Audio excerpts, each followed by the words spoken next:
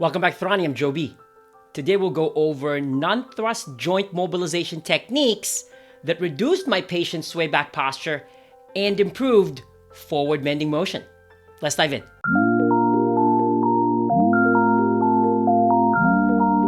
A bilateral lumbar extension dysfunction is when the superior and inferior facets are stuck upward and forward. This results to an increase in lumbar lordosis or swayback, sacroflexion, and anterior pelvic tilt.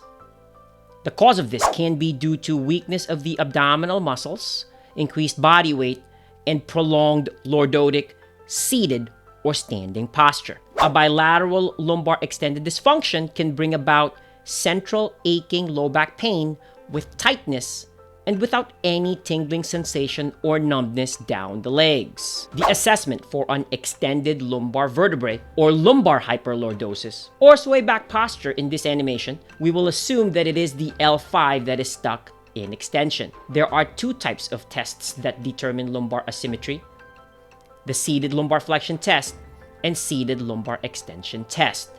To make that vertebrae stick out, you need to select the seated lumbar flexion test.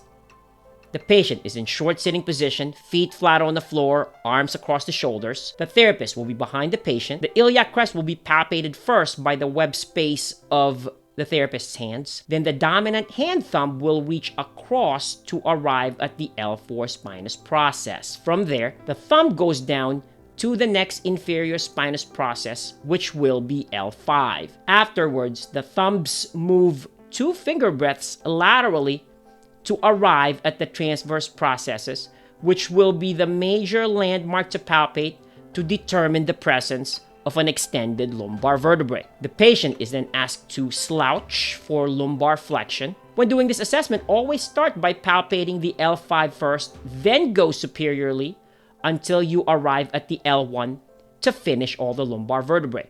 Normal findings are that all the lumbar vertebrae transverse processes should move backwards or become more palpable. Abnormal findings to confirm the presence of L5 bilateral lumbar extension is that both transverse processes will become less prominent during seated lumbar flexion since the L5 facets are stuck upward and forward.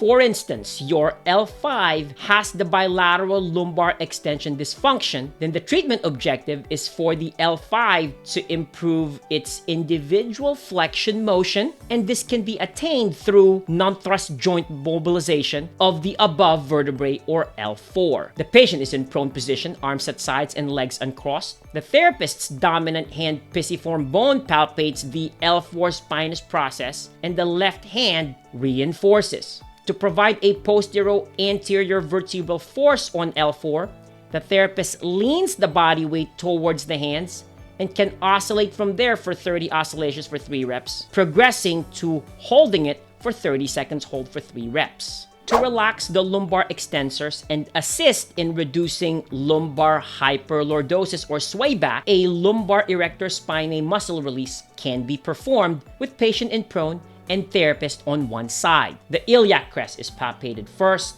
then reaches to the midline as the crest is in line with the L4 spinous process. From there, the index and middle finger pads can be used to get to the longissimus part of the erector spinae, past the fascial gutter, and provide an ischemic compression for 90 to 120 seconds. This increases blood flow and reduces muscle spasming. You do not want to go over 120 seconds in order to reduce your patient developing bluish discoloration on the back.